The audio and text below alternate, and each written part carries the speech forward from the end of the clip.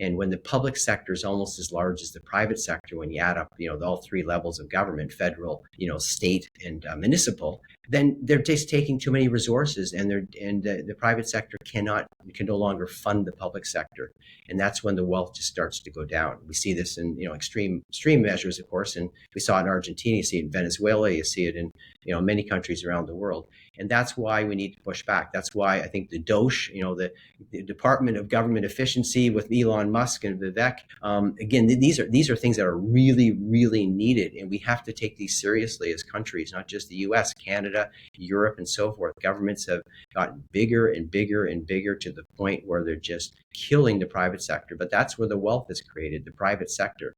And if the private sector is not dynamic, you're not producing. And again, we should all be about what are we going to produce? How can we produce more? How can we produce more efficiently, lower costs? That's how you deal with inflation. And that's how you produce wealth over time for everybody and not just a few people.